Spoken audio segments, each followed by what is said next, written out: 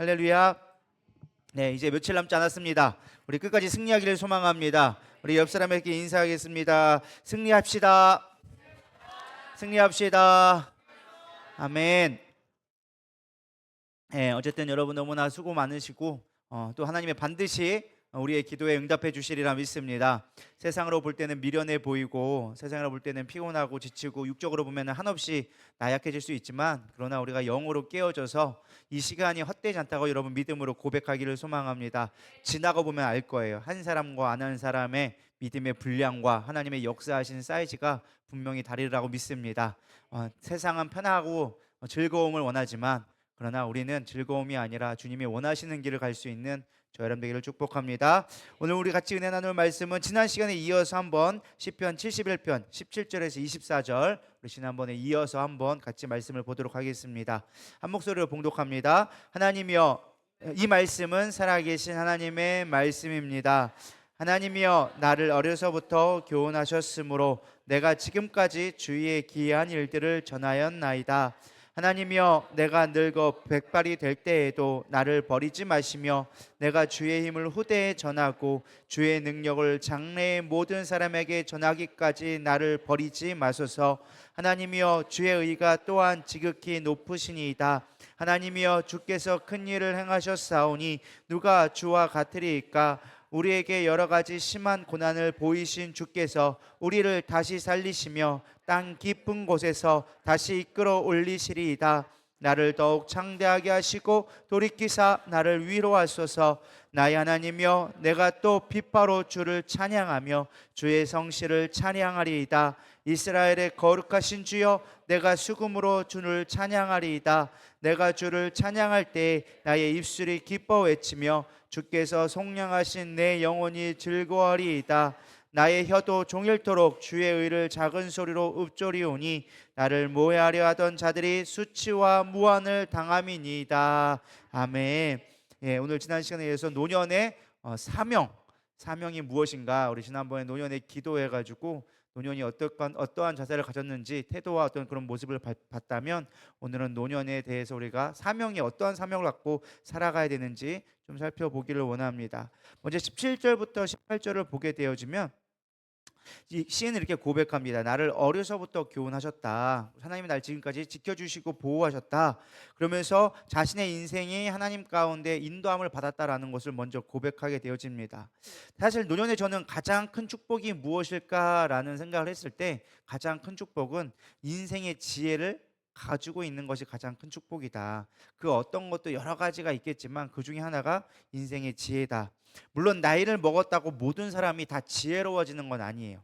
믿음으로 살고 하나님 가운데 하나님을 경험한 자들에게 주어지는 것이 성경은 지혜다라고 가르쳐주고 있습니다. 그래서 욥기 12장 12절에 보면 늙은 자에게는 지혜가 있고 장수하는 자에게는 명철함이 있느니라. 그래서 지혜가 있다라고 가르쳐주고 있는 것입니다.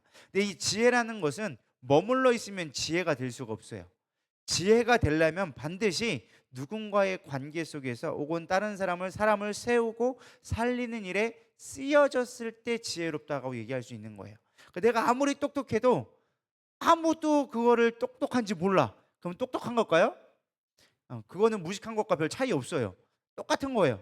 뭐 알아야 누가 뭘 하는 거잖아요. 지혜도 마찬가지예요.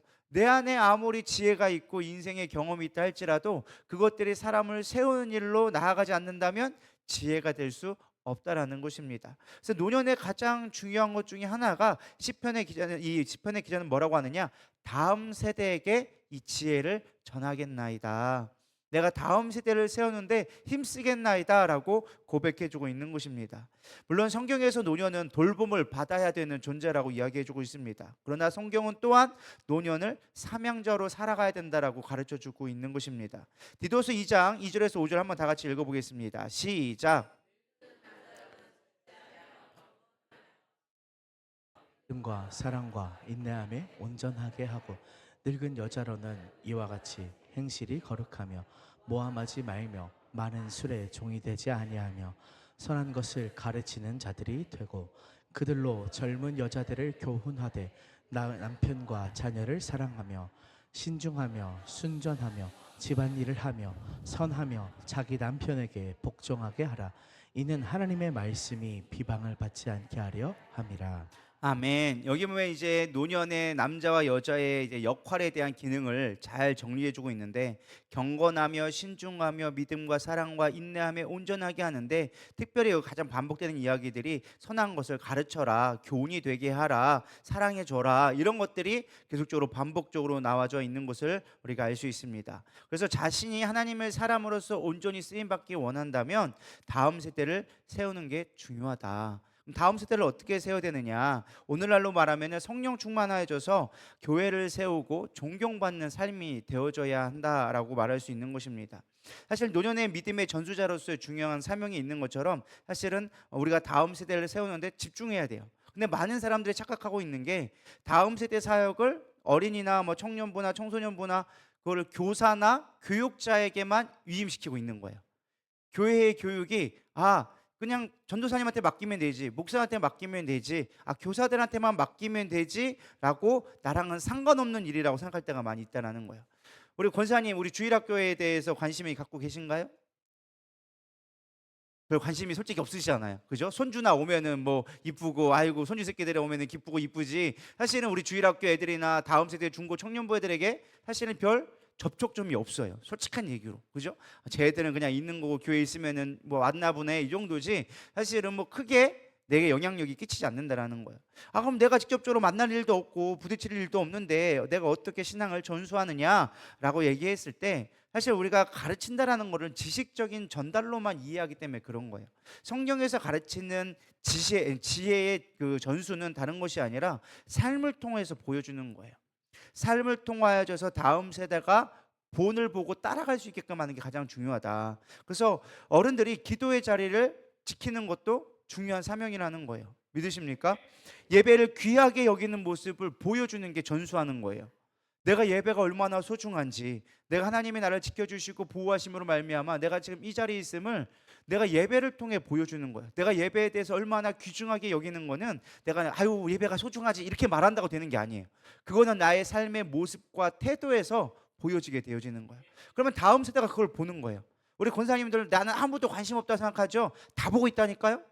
권사님 저 왜 저러신데요? 뭐 하면서 말 한마디 하는 것도 안 듣는 것 같아도 다 듣고 있어요. 그래서 반말은 쥐가 듣고 낱말은 새가 듣는다고 다 보고 있다. 안 보는 것 같아도 다 보고 있다. 그러니까 나의 말과 행동 하나하나가 다 전수가 되어지는 거예요. 그래서 분별이 필요하다는 거예요. 고난 중에도 하나님을 원망하지 않고 내가 끝까지 하나님 붙드는 모습을 지혜의 전수라고 보여주는 거예요.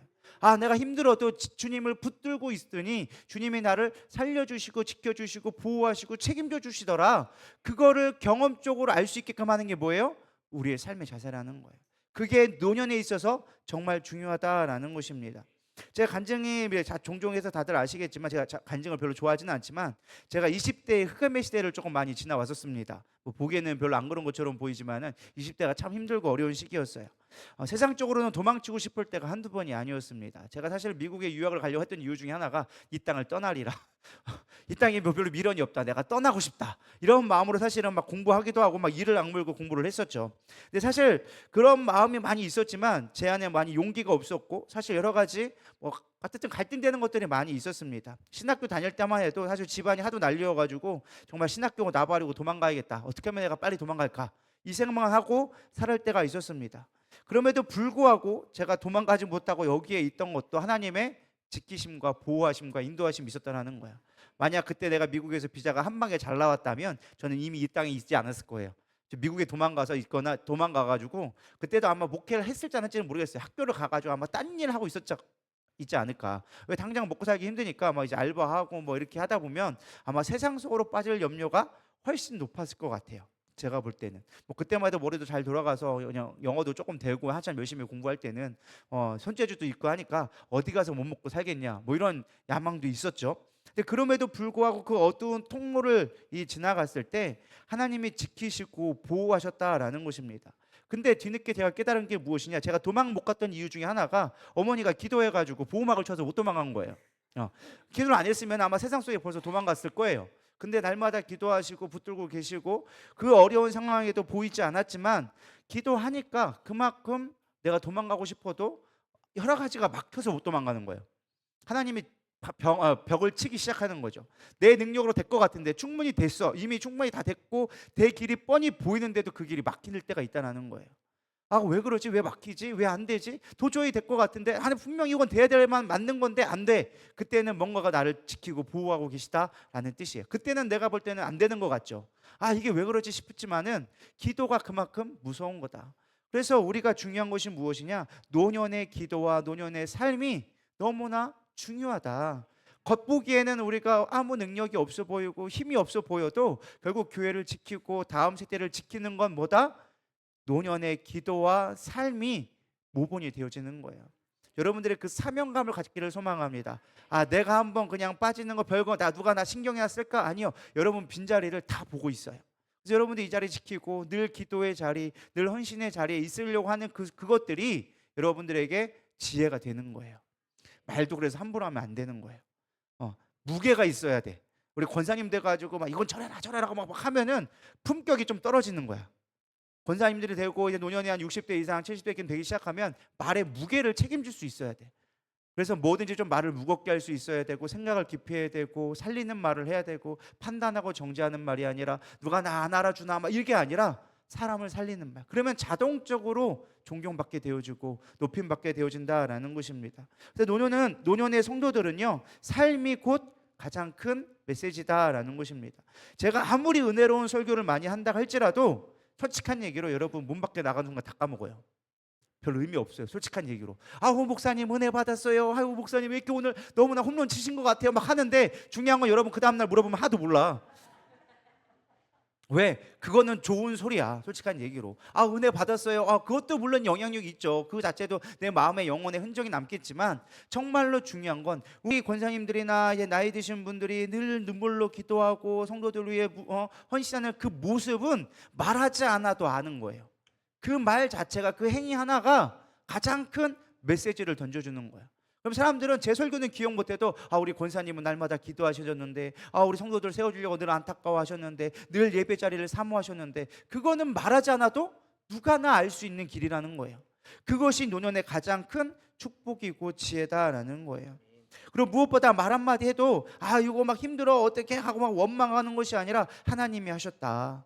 하나님이 하셨다라는 걸 고백하고 또 늘 아파도 주님이 나를 고쳐줄 걸 믿는다 고백하며 늘 교회를 섬기는 모습들이 다음 세대들이 나아갈 나침판이 되어지는 거예요. 아, 이렇게 나가야 되는 거구나. 이렇게 내가 본받아야 되는구나 라는 걸 보여줄 수 있을 때 가장 하나님 가운데 영광을 받으시는 모습이다라는 것입니다. 다음 세대가 기대하는 것은 여러분들의 완벽한 모습이 아니에요. 우리가 착각하는 게 내가 완전해야 된다라고 생각해요. 완벽해지고 막 해야 된다라니까 부담이 되어지고 힘들고 막 뭔가 기대되는 모습이 있으니까 내가 그거를 충족시키야 되니까 스트레스를 받는 거예요. 다음 세대들이 보는 거는 여러분들의 강한 모습이 아니에요. 여러분 약한 거 다 알아요. 뭐 관절도 안 되고 막 힘도 안 되고 막 솔직한 얘기로 지식도 딸려, 지혜도 딸려. 안 그래요? 아, 그냥 목권자님 가만히 좀 계세요. 그럼 알아서 할게요. 다 그런단 말이에요. 솔직한 얘기로 뭐 할게 하면은 그게 오히려 더 더디 있고 막 사고 친단 말이에요. 솔직한 얘기로. 근데 지혜가 뭐예요? 그럼에도 불구하고 약한 모습이지만 연약한 약점이 있지만 그럼에도 불구하고 내가 잘했다가 아니라 나는 부족하지만 하나님이 나를 붙들고 계셔라는 것을 보여줄 수 있을 때 그것이 권위가 되어지고 능력이 되어진다라는 것입니다. 저 여러분들 그 얘기를 소망합니다. 바울이 마지막 죽기 전에 이런 고백을 합니다. 디모데후서 4장 6절에서 8절 한번 읽어보겠습니다. 시작. 전제와 같이 내가 벌써 부어지고 나의 떠날 시각이 가까웠도다.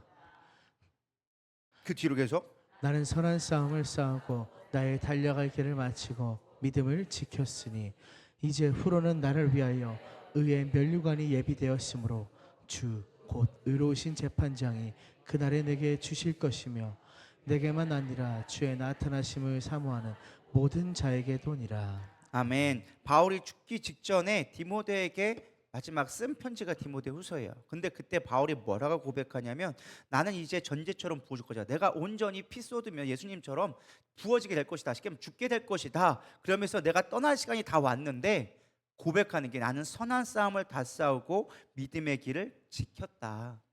바울이 그거를 이야기한 거예요. 이게 자랑하는 것처럼 보이지만 그게 아니라 자랑이 아니라 끝까지 주님이 나를 붙들어 주셨다. 나는 그 믿음으로 걸어갔다. 이게 가장 큰 영예라는 거예요. 전 여러분들이 그런 고백들을 했으면 좋겠습니다.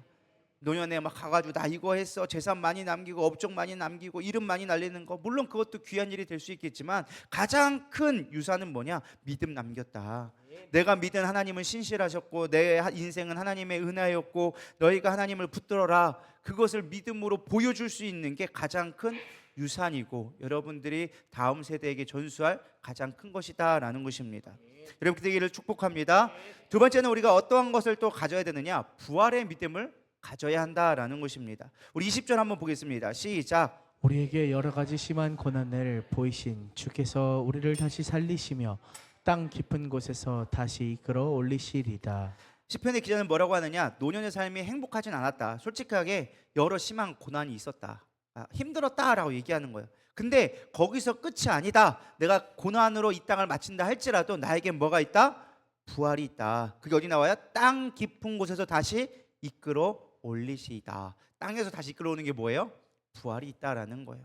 내가 이 땅에서는 힘들었어. 이 땅에서 너무 고단스럽고 이 땅이 별로 자랑한 것도 없지만 그러나 마지막에 내가 소망이 있는 건 뭔 줄 아는가? 바로 내가 부활이 있음을 알기 때문에 나에게 소망이 있다라고 고백하는 것입니다. 사실 일체적으로 보면 이 땅의 죽음은 사실 두려운 것이죠. 나이 먹어간다는 건 사실은 죽음과 그만큼 가까워지고 있다라는 표시예요. 물론 요즘에야 뭐 먼저 누가 왔다가 누가 뭐 오는 순서는 있어도 가는 순서는 없다고 하지만 그래도 보편적으로 나이가 좀 많이 있다 보면 아무래도 주님과 만날 시간이 점점 더 가까워진 것은 사실이에요. 우리가 죽음을 부인하려고 해서 그렇지 죽음은 사실 진리예요. 누구나 피할 수 없는 현실이에요. 제가 지난번에 예언했잖아요. 여기 한 명도 빠짐없이 다 죽을 거라고. 분명한 사실이에요. 제가 예언하건대 다 죽어요. 다 죽는다니까. 저도 죽어요. 뭐 다윤이 다이 뭐 안 죽냐? 다 죽어요. 근데 중요한 게 언제 죽느냐 탈 뿐이지 그게 10년 뒤일지 20년 뒤일지는 모를 뿐이지 사실은 그것도 정해져 있는 것도 아니에요. 무슨 일이 어떻게 일어날 줄 알고 요즘 같은 시대에 전쟁 나면은 뭐 한순간 10만 명 몇십만 명 죽는 거 일도 아니에요. 안 그래요? 북한에서 전쟁 일으키면 이 순간 지금 대한민국에 남아있을 사람 얼마나 되겠어요? 그건 모르는 일이라는 거예요. 사실 다 주님 앞에 가게 되어져 있어요. 단지 우리가 살아가는 가운데 죽음에 대한 인식을 잘 하고 있지 않고 내가 주님과 얼마나 가까웠는지를 생각하지 않으려 하기 때문에 영원토록 살 것처럼 생각하기 때문에 그냥 막 살아서 그렇지 솔직하게 조금만 생각해 보면은 내가 주님 볼 날 얼마 안 남았구나, 주님 다시 배울 날 얼마 안 남았네, 그거는 분명히 우리가 알 수 있다라는 거예요. 그 시간을 뭐 정확하게는 아니어도 대략 어느 정도는 되겠구나라는 것을 그냥 일반적인 평균으로 따져보면 장수한다고 했을 때 어느 정도 정해져 있다라는 것이죠. 그래서 사실 나이가 많이 아파져 간다라는 것은 단순하게 아프다로 끝이 아니라 뭐를 생각해야 되느냐? 내가 점점점 주님과 가까워지고 있다. 주님이 나를 부르시는 신호구나라는 걸 깨달아야 되는 거야. 눈이 멀어지고 귀가 잘 안 들리고 이빨이 빠지고 그리고 막 뭔가 기능이 떨어져 간다. 주님이 나를 지금 점점 좀 부르시는 거구나. 그러면 내가 마지막 때일수록 주님이 더 기쁨이 되어야겠구나라는 것을 생각해야 된다라는 것입니다. 근데 사람이 얼마나 어리석은지 죽음이 코앞에 와도요 사실 이 땅의 것을 잘 못 내려놔요. 많은 어떤 목사님이 이런 말씀을 하시더라고요. 사람이 죽음을 앞에 둔데도 불구하고 자식 걱정, 돈 걱정하다가 그대로 죽는다고. 근데 이게 현실이에요. 내가 지금 막 암에 걸려서 당장 죽게 생겼는데 지금 내가 죽음 이후에 어떤 삶을 살지를 고민하지 않고 자식 걱정하고 돈 걱정하고 막 이 걱정하다가 그냥 혹 간다는 거예요. 얼마나 미련한 거예요. 죽음 이후에 분명히 내세가 있을 우리는 알고 있는데 그럼에도 불구하고 이 땅의 것만 생각하다가 끝난다니까요. 이런 거 되게 미련한 거예요. 영원한 삶을 대해서 계획하고 그걸 준비하는 자가 지혜로운 자지 죽고 나서 가봐야 하지 그건 되게 무식한 거예요. 모르는 거예요. 그러니까 우리가 지혜로운 건 진짜 지혜로운 건 뭐냐? 죽음 이후의 삶을 빨리빨리 준비되는 거예요. 여러분은 좀 서운하게 들릴지도 몰라요. 우리 목사님이 나보고 빨리 가라고 하나? 절대 그런 의미 아니에요. 잘 준비했으면 좋겠다. 천국에서 뵈야지. 주님 다시 오실 날 천국에서 봐야지. 갔더니만은 권사님 안 계시네? 어디 계셔요? 장로님 어디 계셔? 했더니만 저 밑에 가지고 지옥에 가지고 나 여기 있어. 목사님 나 좀 구원해주면 안 돼요? 그러면은 어떻게 하겠냐고. 나사로 봐봐요. 야 너 가지고 혓바닥 손바닥 끊어가지고 나한테 물 한 번만 떨어주면 안 되냐? 거기와 나 사이는 보여도 그거는 갈 수 없는 길이다. 어쩔 수 없는 길이다. 이야기해주고 있잖아요. 우리는 죽음을 준비하는 시대를 살아가야 돼요. 이 땅의 삶은요 솔직한 얘기로 죽기 위해 준비하는 시간이에요. 그게 태어나서부터 우리 가운데 주어진 사명은 죽음을 준비하는 시대예요. 영원한 천국을 살아가기 위해 이 땅에서의 짧은 80년, 100년의 삶을 준비하면서 영원한 삶을 준비하는 시간이란 말이에요. 근데 주님이 부르실 날이 가까워졌다면 빨리 준비해야지. 더 성결하게 하고 더 주님의 뜻대로 살기 위해서 몸부림치며 살아야 지혜로운 삶이지. 분명히 성경은 천국과 지옥이 있다고 말하고 있는데 없으면야 그냥 손해보는 셈 치고 그냥 한평생 그냥 끝났다 생각하면 그만이잖아요. 어차피 끝나는 건데, 안 그래요? 근데 만약에 내세가 있다고 확실하다고 한다면 그거 준비하지 않는 만큼 미련한 게 어딨냐라는 거예요. 이해가 되시나요? 잘 이해를 못하니까 좀 정리를 해드릴게요. 자, 우리가 언젠간 죽어. 사실이에요. 맞아요, 틀려요? 죽잖아요. 자, 죽어서 끝난다면, 내가 이 땅에서 준비하다 죽으면, 물론 이 땅에서 못 누리는 게 좀 아쉬울 수도 있겠지만 어쨌든 죽으면 끝나니까 그것도 끝 아니에요. 그죠? 근데 만약에 있다고 한다면, 내가 준비하지 않아서 마지막 그때 내 마음대로 살다가 정말로 지옥에 간다면 준비하지 않는 게 얼마나 억울하겠냐는 거예요. 지금은 100년의 짧은 시간이지만 영원한 삶을 살 걸 생각한다면 지금 준비하지 않는 건 너무 미련하다라는 거예요. 성경은 그걸 분명하게 얘기해주고 있어요. 지옥은 있다. 영원히 불타는 못이 있다. 근데 우리는 그것을 준비하지 않는다라는 거예요. 그거를 간과하고 생각하지 않고 죽으면 끝이야 쉽게 외면해버리기도 하고 이럴 때가 너무 많다라는 거예요. 우리는 죽음을 맞이하고 준비하는 자가 지혜로운 자다. 노년에 그런 지혜가 있어야 한다라는 거예요. 근데 꼭 이거는 노년뿐만 아니에요. 모든 자가 해당되어지는 거예요. 뭐 아직 다윤이나 뭐 태경이 같은 경우는 아직 어리니까 뭐 죽음에 대해서 별 생각도 안 할 거고 뭐 그거에 대해서 별 고민도 안 하겠지만 사실은 30, 40대 이후에 되면 그런 것들 우리가 고민을 해볼 때가 되어져요. 제가 왜 이런 말을 하느냐, 제 친구 목사님이 갑자기 뇌종양 걸려가지고 가고 또 아시는 뭐 동기 목사님도 있는데 나보다 한 3살 많나 2살 많나 거기도 또 뭐 무슨 암에 걸렸다고 또 병원에 입원해 있고 주변에 천지백가리가 40대밖에 안 되는데 40대 중반밖에 안 넘었는데 고비가 있나 봐요. 뭐 그렇게 해가지고 뭐 벌써 친구 중에 몇몇이 벌써 뭐 암으로 걸린 사람들이 몇 명이 있더라는 거예요. 요즘 현대인의 암은 뭐 너나 할 것이 바로 와요. 뭐 애들이라고 예외될 것 같아요. 소아암이고 뭐가 좀 많이 생기고 있다니까요. 우리가 내가 안 걸렸으고 내 주변에 당장 안 보니까 그렇지 조금만 병원 가봐요. 천지백갈이에요. 안 그래요? 우리가 죽음을 늘 준비하며 살아야 돼요.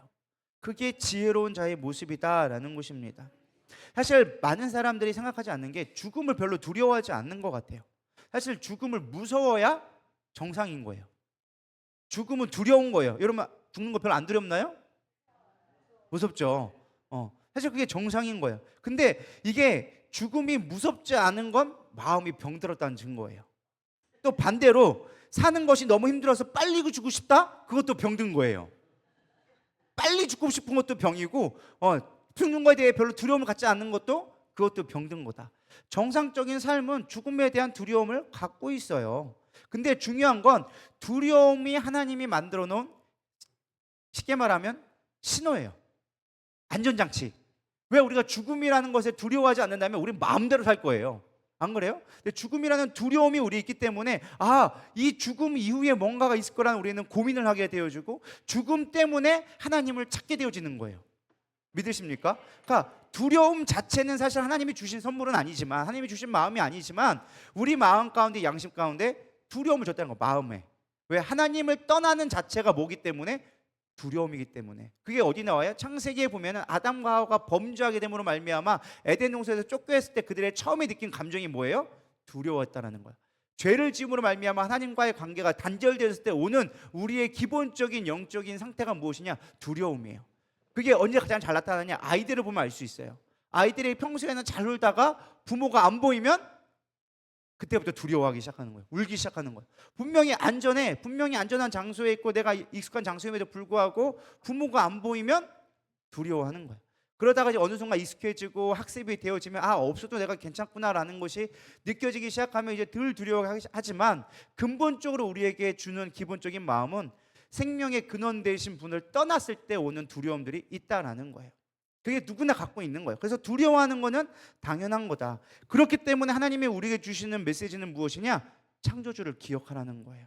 전도서 12장 1절 읽어보겠습니다. 시작. 너는 청년의 때에 너의 창조주를 기억하라. 곧 곤고한 날이 이르기 전에 나는 아무나기 없다고 할 해들이 가깝기 전에. 공고한 날이 뭐예요? 낙이 없다고 할 때가 죽을 때가 다가오면 뭐 해야 되냐? 노년의 때 죽음을 준비할 때 창조주를 기억하라. 하나님을 기억하라는 거예요. 세상에 던져진 존재가 그냥 아무렇게나 어떻게 던져진 존재가 아니라 창조주가 나를 만들었다. 나의 근원이 있다는 걸 여러분들이 인정하고 살아가는 게 복된 삶이라는 거예요. 그것이 평안함을 누리는 거예요. 그래서 주님이 오셨을 때 뭐라고 했어요? 내가 주는 것은 세상이 주는 것과 다르다. 참된 평안을 얻어라. 예수님이 제자들을 찾아왔을 때도 너희 가운데 평안이 있느뇨. 예수님이 계속 우리에게 말씀해 주신 건 평안이에요. 그 평안은 뭐예요? 주님과 떨어졌을 때 오는 두려움으로부터 주님이 찾아옴으로 말미암아 오는 평안함. 세상이 줄 수 없는 평안함이 있다는 거예요. 왜? 그분이 생명이기 때문에. 우리가 생명을부터 떠나게 되어지면 두려움 오게 되어지면 생명을 향해 가면 우리 가운데 뭐가 온다? 평안이 온다. 그래서 주님이 오면 우리는 평안해질 수밖에 없는 거예요. 그래서 죽음을 이겨낼 수 있는 가장 강력한 힘이 무엇이다? 생명이신 주님을 붙잡는 거예요. 부활의 소망을 갖는 거예요. 그것이 가장 큰 능력이다라는 것입니다. 그래서 고린도전서 15장 55절에서 57절 한번 읽어보겠습니다. 시작. 사망아 너의 승리가 어디 있느냐? 사망아 내가 쏘는 것이 어디 있느냐? 사망이 쏘는 것은 죄요 죄의 권능은 율법이라. 우리 주 예수 그리스도로 말미암아 우리에게 승리를 주시는 하나님께 감사하노니. 예, 노년의 죽음으로 끌려가는 시간이 아니라 우리는 어떤 시간으로 가는 거예요? 부활의 소망을 붙드는 시간. 이해가 되시나요? 그냥 내가 어쩌다가 죽음에 이끌려서 막 가는 시간이 아니라 우리는 부활을 소망을 붙드는 시간으로 가져가야 한다라는 것입니다.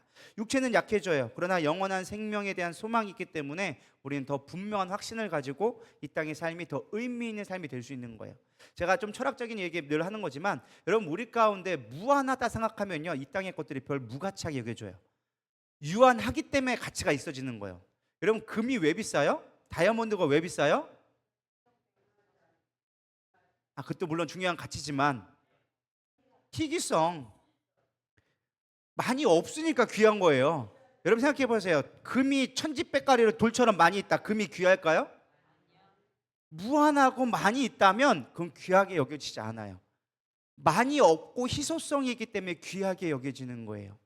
우리의 삶이 마냥 무한하고 마냥 많다면 우리의 삶 자체는 귀하게 여겨지지 않아요. 그러나 우리의 삶이 제한적이고 나에게 주어진 시간이 얼마 없기 때문에 귀한 거예요. 믿으십니까? 우리가 여행이 왜 즐거워요? 집에 돌아올 수 있는 시간이 정해져 있으니까. 여러분 맨날 나가서 생활하는 걸 뭐라고 하는 줄 아세요? 그지라 그래요. 집에 없는 사람. 맨날 여행 다니는 사람은 그지야. 별로 우리 그거 안 부럽잖아요. 안 그래요? 집에 있는 사람이 부러운 거지 맨날 돌아다녀가지고 길거리에서 자는 사람들이 뭘 그렇게 좋냐고. 우리가 돌아올 집이 있으니까 그 짧은 시간이 즐길 수 있는 시간이 귀한 시간이 되어지는 거예요. 안 그래요? 근데 진짜 귀한 건 내 온전한 하루의 삶을 살아가는 게 귀한 거예요. 나에게 주어진 시간만큼을 알차게 보낼 때 의미 있는 것이지 무한정 세워라 내워라 하면요 의미가 없는 거예요. 신앙생활도 똑같아요. 무한정 있을 거라 생각하고 예배 드리면 예배가 가치가 없어요. 예배가 예배다우지란 뭔 줄 아세요? 다음번부터 여러분 예배 못 드린다 생각하면 오늘 예배가 귀할걸요? 어떻게 감히 졸고 있어. 오늘이 마지막 주님 만나는 날인데, 그리고 천국 가야 되는데, 만약에 오늘 주님 못 만나면 지옥 가야 되는데 여러분 오늘 예배가 그렇게 한가하게 예배 드릴 수 있을까요? 안 그렇다니까요. 우리가 왜 예배가 묻어지는 줄 아세요? 다음에 드리면 되지. 오늘 못 드리면 주일날 다음 주도 있는데, 수요 예배도 있고 금요 예배도 있고 새벽 예배도 있고 얼마나 많은데 굳이 오늘 내가 꼭 드려야 되나? 뭐 이런 생각 갖고 있으니까 가치가 떨어지기 시작하는 거예요. 예배의 형태는 중요치 않아. 뭐 그건 별로 중요한 게 아니야. 그거는 뭐 어제나 오늘이나 사실 뭐 본문 말씀만 다를 뿐이지 그냥 예수 잘 믿으세요 다 그 얘기 하는 거야. 근데 중요한 건 내가 오늘 드려지는 가치를 생각할 때 달라지는 거예요.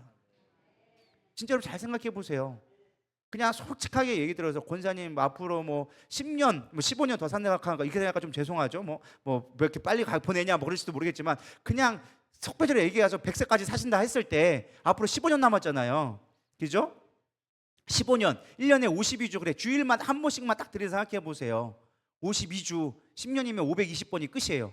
그러니까 한 번 셀 때마다 520번 하나씩 까난다고 생각해 보세요. 여러분 그 예배 한 번 한 번이 어떨까요? 아직 520번이 남았으니까 괜찮지. 마지막 10번만 잘 드리면 되지. 여러분 그런 생각이 들까요? 안 그렇다니까요. 그 한 번 한 번이 소중한 거예요. 그 한 번의 추억들이 소중하고 한 번의 사람들이 귀해지는 거예요. 안 그러겠어요? 우리가 다 진짜 아쉬운 건요, 다음에 못 볼까 봐 아쉬울 거지 다음에 또 볼 거면 별로 안 아쉬워. 그렇지 않아요? 오늘 예배 드리는 가치가 여러분들이 어떠한 가치인지를 잘 생각했으면 좋을 것 같아요. 우리가 주님을 만날 수 있는 시간이 그렇게 길지 않아요. 하나님의 때를 위해서 헌신할 수 있는 시간이 그렇게 많지 않아요. 제가 앞으로 목회를 한다고 하면은 몇 년을 더 할 수 있을 것 같아요? 목사님 아직 한창 때인데 뭘 그러세요? 65세까지 한다고 해야 20년 채 안 돼요. 지금 제 나이에서는 20년이 안 남았어요. 우리 교회가 벌써 개척한 지 20년, 23년째가 넘어갔어요.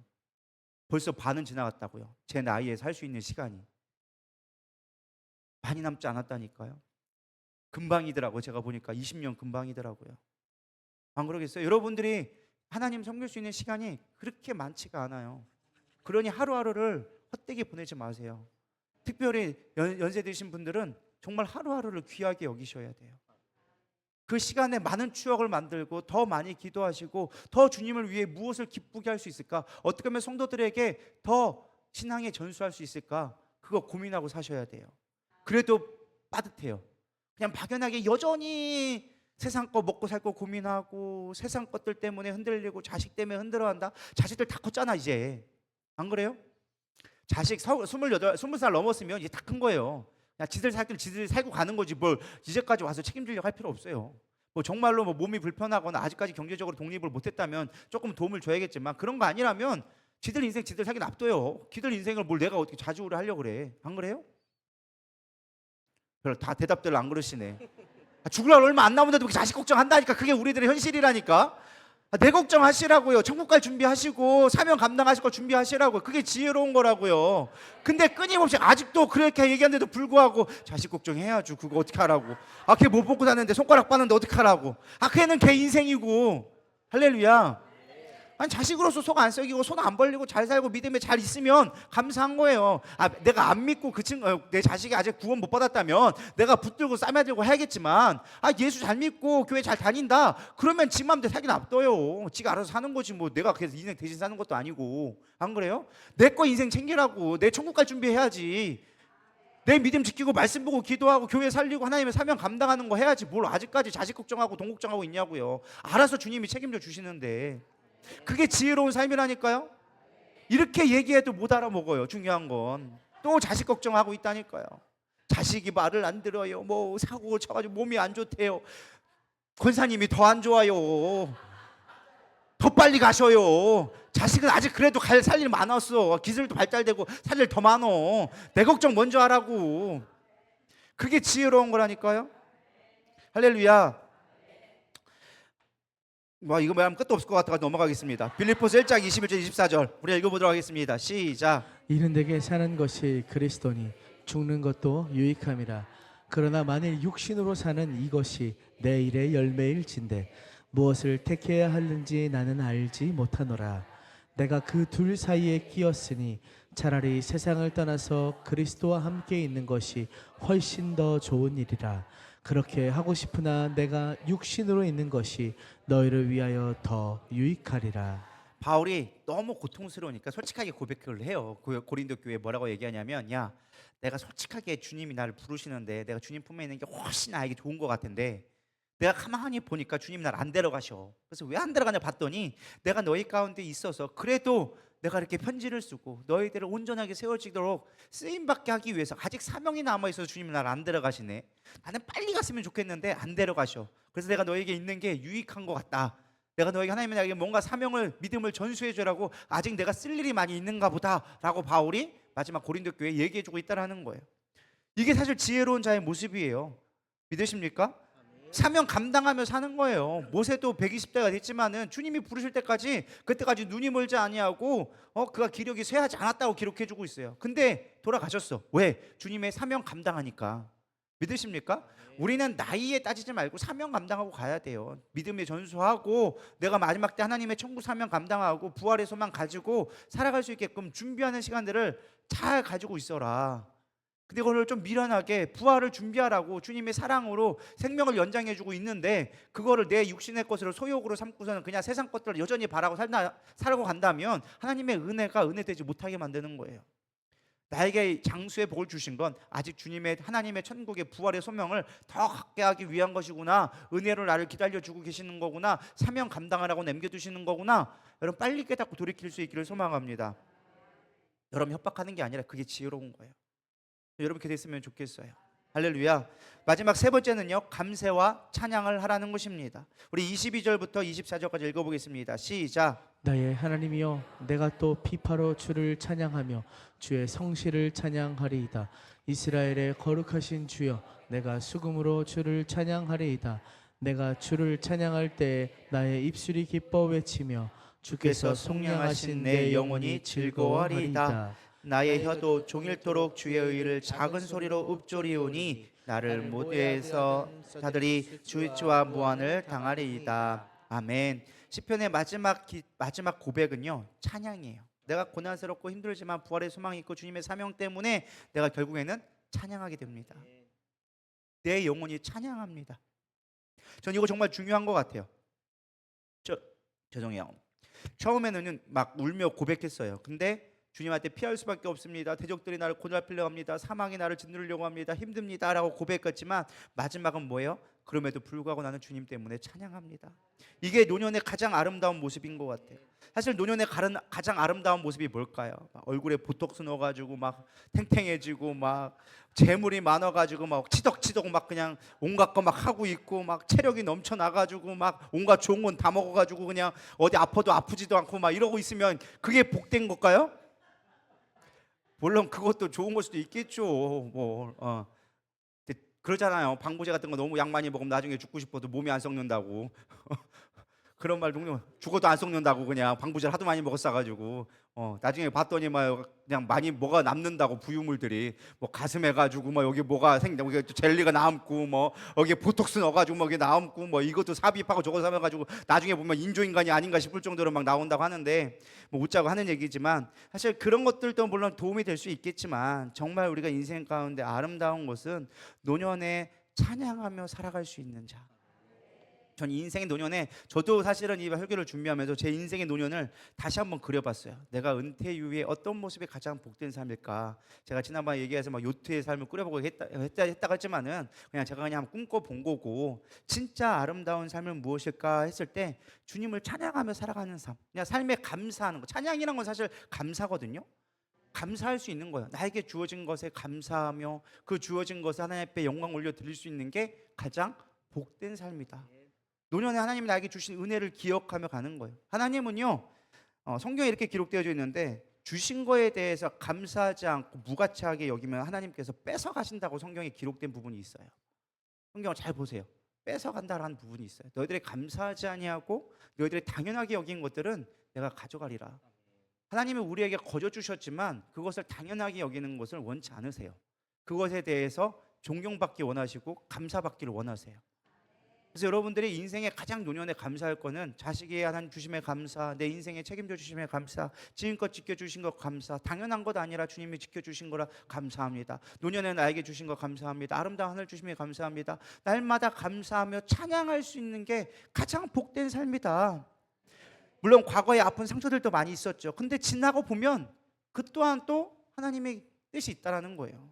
고난이 없이는 우리가 하나님을 알지 못하고 고난 또한 지나가니까 선하게 되어졌다는 것을 알게 되어졌다라는 거예요. 그것들을 감사와 찬양으로 넘겨주고 그것을 빌어줄 수 있는 자가 되어지는 것이 진짜 복된 자다라는 것입니다. 자, 여러분들 그렇게 늘 원망과 불평과 누구 탓하고 자식 새끼만 바라보고 있는 것이 아니라 여러분 삶 가운데 찬양할 수 있고 늘 교회 성도들에게 감사해주고 칭찬해주고 소망을 주고 위로를 줄 수 있는 그런 저 여러분 되기를 소망합니다. 그래서 노년의 삶을 저는 이렇게 가끔 어떤 좀 모습으로 잠깐 그려봤는데 어떤 모습이 생각하느냐, 고목이 생각났어요. 고목. 혀를 씹을 뻔했네. 고목이 생각났는데 고목이 오래되어지면 막 줄기도 거칠어지고 막 껍질이 갈라지고 막 벌레도 먹고 막 그래요. 근데 중요한 건 그 고목이 놀라운 건 뿌리가 깊어가지고 흔들리지 않는 거예요. 그러다 보니까 새들이 깃들고 사람들이 쉬어가고 그렇게 많은 세월의 흔적들을 겪어서 상처도 있고 아프지만 많은 사람들을 쉬어가게 해주는 그런 모습. 저는 그게 아름다운 노년의 모습이 아닐까. 오래된 나무들 가끔 보면은 막 마을 같은 데 보면 성황당이라 가지고 막 오래된 나무들 있잖아요. 거기에는 그냥 모든 사람이 지나가고 모든 사람들이 거기서 쉬고 삶을 누리는 것들을 바라보며 있는 거죠. 저는 노년에 그것이 가장 아름다운 모습이 아닐까. 젊은 세대들이 와가지고 쉬어가고 상처 입은 사람들이 위로받고 방황한 사람들이 찾아와서 그 지혜를 얻기 원하는 삶. 여러분들 그 되기를 축복합니다. 그런 복된 삶이 됐으면 좋겠어요. 그저 막 힘들어가지고 막 누가 안 도와주나 누가 나 안 알아봐주나 그게 아니라 누구든지 와서 쉴 수 있는 그늘이 될 수 있는 그런 삶이 되기를 소망합니다. 말씀을 마치려고 합니다. 아름다운 늙음을 위한 에잇 8개의 업이 있어요. 업 올려야 되는 게 있어요. 업이 있는데 제가 한 건 아니고 이동원 목사님이 해놓은 거를 제가 좀 다시 한번 가져왔는데 8가지의 업을 해라. 첫 번째가 무엇이냐? 클린업. 따라하겠습니다. 클린업. 깨끗이 하라는 뜻이에요. 깨끗이. 나이가 들수록 사실은 깨끗해야 돼요. 나이 들수록 깨끗해야 돼요. 깨끗하는 방법은 버리는 거예요. 나이 들수록 사실은 죄송하지만 욕심이 생겨가지고 뭘 다 챙기려고 그래. 그러면 사실은 더 힘들어져요. 사실은 최소한의 삶으로 미니멀한 삶을 사는 게 노년일수록 더 편해져요. 집도 너무 커봐야 좋은 게 없어. 안 그래요? 나 혼자 사는데 남편하고 둘밖에 사는데 집이 막 40평 80평 돼봐. 관리하다 죽어. 관리하다 골병 들어. 작게 가도 돼요. 최소한의 옷도 너무 많이 필요도 없어. 그냥 깨끗해야 돼요. 깨끗하게 깔끔하게 사는 게 무엇보다 중요하다. 그리고 몸도 깨끗해야 돼요. 믿으십니까? 그래서 잘 씻으셔야 돼. 깨끗한 모습이 중요하다. 클린업. 뭐든지 관계 속에서도 깔끔해야 되고 깔끔한 게 노년에 필요하다. 그래서 클린업을 해라. 두 번째는 드레스업. 따라하겠습니다. 드레스업. 드레스업은 뭐냐? 옷을 잘 입어야 돼요. 화려하라는 말이 아니에요. 막 치렁치렁 달라는 말이 아니에요. 그렇게 되면 너무 나이 드신 분들이 막 이렇게 빼딱구듯이 입고 막 너무 막 이렇게 착 붙는 거 입고 다니고 그러면은 보면서도 아유 젊게 사시네요 말은 하는데 사실 눈에 어떻게 될지 잘 모를 때가 있어. 안 그래요? 그렇다고 또 너무 막 할머니 됐다가 몸빼 바지 막 이만한 거 입고 다니고 막 축 늘어진 거 입고 다니고 그러면 또 없어 보여. 적당하게 입어야 돼요. 화려하지 않지만은 깔끔하고 누가 봐도 깨끗한 모습을 보일 수 있는. 저는 그래서 나이 들면 조금 불편하지만 이런 공공의 장소가 올 때는 그냥 너무 몸빼거나 편한 것보다는 이 화면에 나와 있는 것처럼 저렇게 조금은 드레스업을 해줘야 돼요. 믿으십니까?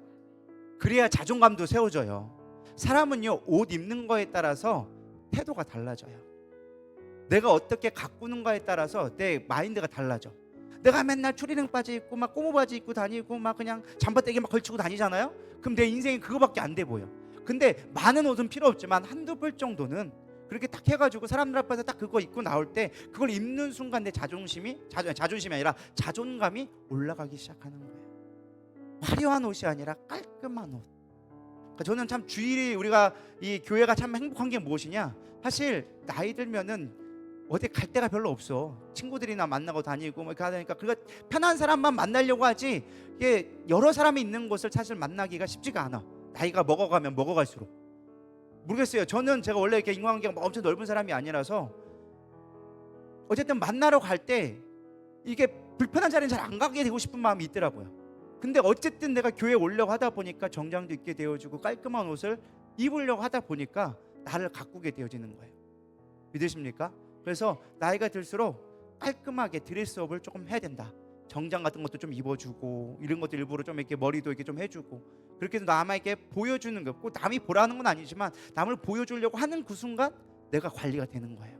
내 스스로가 무너지지 않는 거예요. 그냥 할머니처럼 꼬주재하고 있고 막 그냥 머리도 맨날 머리끈 묶고 있고 막 이렇게 하지 마시고 드레스업을 하시기 바랍니다. 할렐루야. 그것이 여러분들이 살아갈 수 있는 방법이에요. 세 번째는 무엇이냐? 따라하겠습니다. 중요한 거예요. Shut up. Shut up이 뭔지 아세요? 입 다물어라. 자, 나이가 들면요 잔소리를 줄여야 돼요. 말하지 말라는 얘기가 아니라 잔소리가 많아지면은 품격이 떨어지기 시작해요. 제가 그랬잖아요. 말을 아낄 수 있어야 된다. 말에 무게를 둘 수 있어야 된다. 나이가 먹을수록 나의 말에 권위를 둘 수 있어야 돼요. 말 한마디를 해도 정말로 잘해야 돼요. 그래야 사람들이 안 도망가기 시작해. 잔소리가 많아지면 사람들이 붙을 수가 없어. 믿으십니까? 그러니까 사실은 오래 사는 사람의 특징이 뭔지 아세요? 제가 뭐 철학을 공부한 건 아니지만 오래 산다고 하는 사람들의 특징은 귀가 커요. 그래요? 틀려요? 귀가 큰 사람이 오래 살아. 근데 귀가 큰 사람이 어떤 사람이냐? 잘 들어주는 사람이 귀가 큰 사람이에요. 표현 자체가. 그러니까 오래 사는 사람들은 말을 많이 하는 사람이 아니라 잘 들어주는 사람이 오래 살아요. 믿으십니까? 근데 우리는 말을 많이 하려고 그래. 제가 영화 같은 걸 보니까요, 참 재밌는 게 드라마나 영화에 법칙이 있어요.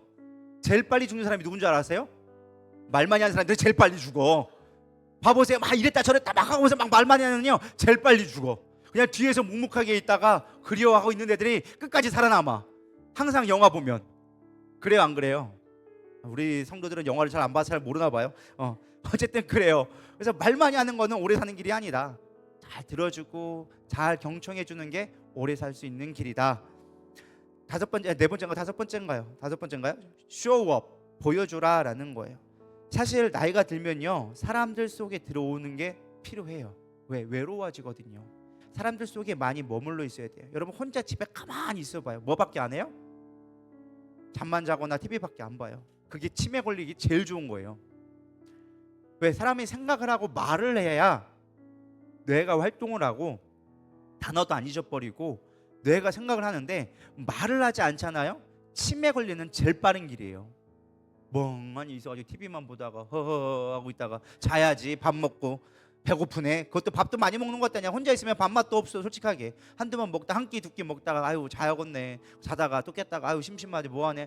그렇게 하루 종일 보내잖아요. 그렇게 한 달만 있어봐요. 여러분 반 병신 되는 거예요. 사람 있는 곳에 사람과 대화할 수 있는 게 축복이다. 믿으십니까? 저는 그런 면에서 여러분 이렇게 주일 매일 저녁마다 나와가지고 말씀 듣고 같이 이야기하는 게 얼마나 큰 축복인가. 믿으십니까? 물론 피곤은 해요. 육신은 피곤은 해요. 그러나 이게 복된 거다. 믿으십니까? 여러분 기도해봐야 얼마나 많은 말을 해요. 안 그래요? 여러분 방언을 해서 잘 모르지만 어쨌든 뇌는 다다다를 하든 도도도를 하든 얘는 뇌를 지금 말을 하고 있는 거야. 이해가 되시죠? 그러니까 얼마나 많은 말을 해요. 여러분 하루 종일 한마디 안 하다가 교회 와가지고 기도할 때 한마디 하잖아. 안 그래요? 기도하는 게 치매 안 걸리는 최고의 비결이라니까요.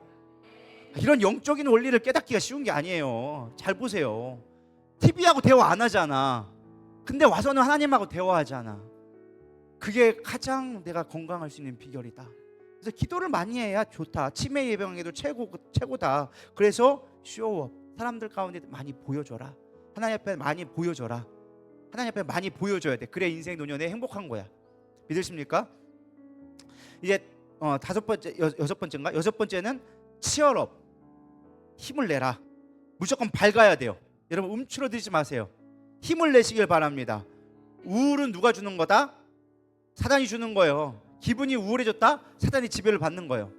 여러분 조금 푼수스럽게 웃고 다니는 게 행복한 거다. 나이 들어서는 조금 푼수스럽게 웃을 수 있는 게 복된 삶이에요. 인생을 보면 알 수 있어. 그 사람의 얼굴만 봐도 알 수가 있어. 얼굴은요 우리의 흔적이 있어요. 네. 계속 웃는 사람은요 근육이 그렇게 발달이 되어져 가지고 늘 스마일의 모습이 있어요. 그냥 평소에 있어도 스마일 하는 사람들이 있어요. 근데 가만히 있으면 화난 사람이 있어요. 나 가만히 있었는데 근데 그게 화가 났다. 그럼 평소에 그렇게 화난 얼굴로 있다라는 거예요. 근데 여러분들이 늘 치열업을 해야 돼요. 웃어야 돼요. 믿으십니까? 억지로라도 웃으시라니까요. 우리 옛날에 돌아가신 황 무슨 박사님 누구죠?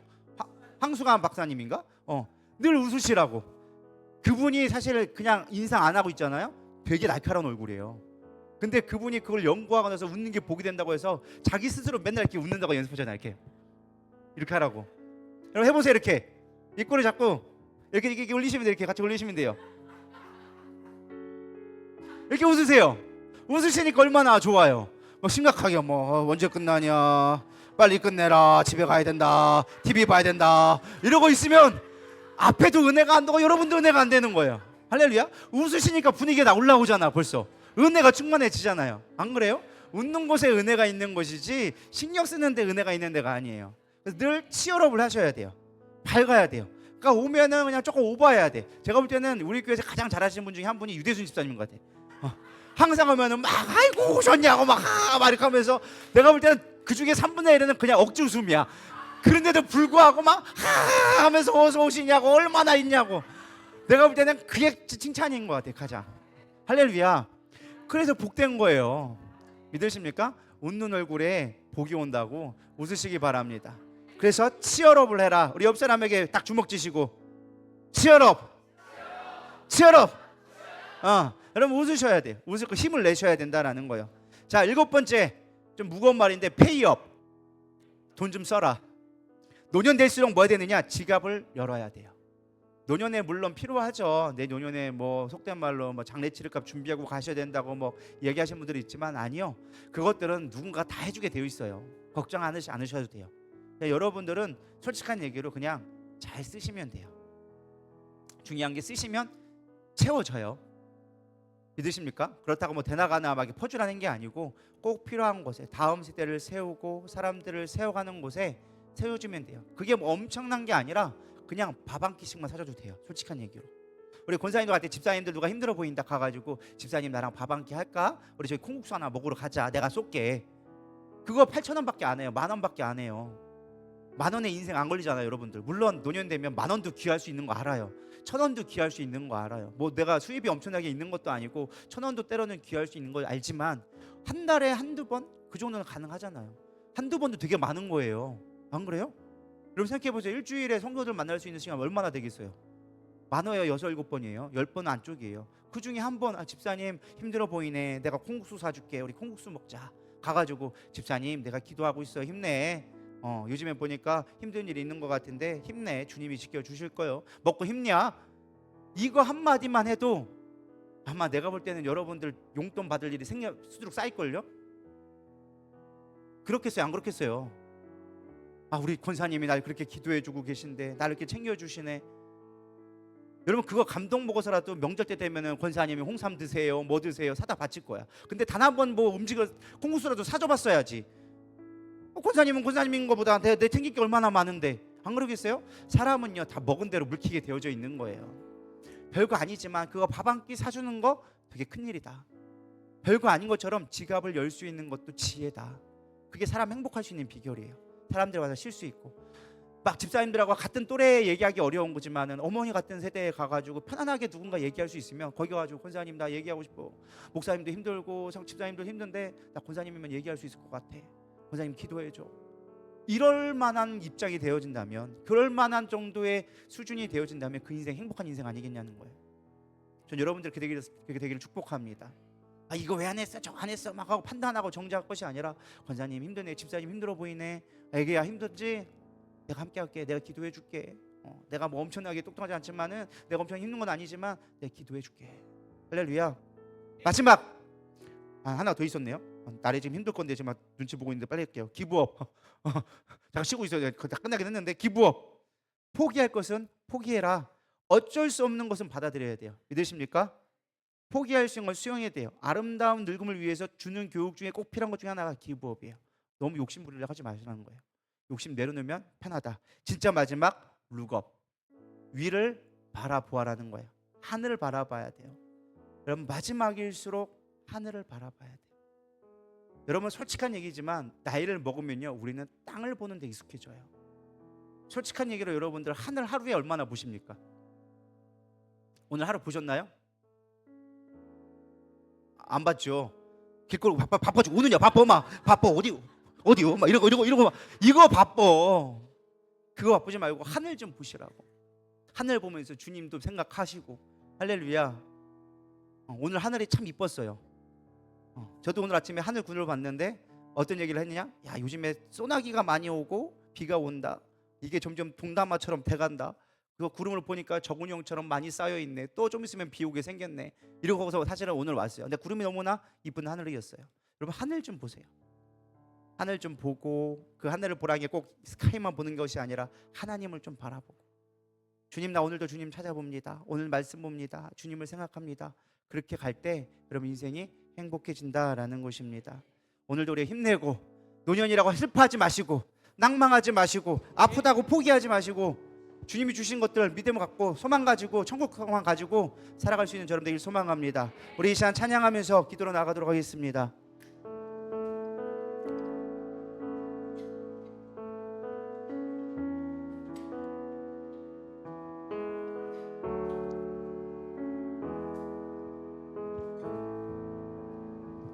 깊은 절망의 수렁 가운데 주님께 닿을 수 없던 우리 어두운 밤 중에 하늘을 향해 주의 이름 나 부를 때 어둠을 뚫고 오신 주 사랑 나의 절망 거두셨네. 주님의 공로 다 이루셨네. 주 예수 나의 산 소망.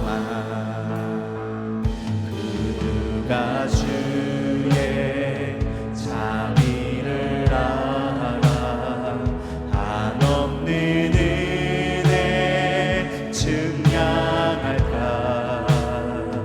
영광을 떠나 이 땅에 오신 죄가 되신 구주 예수.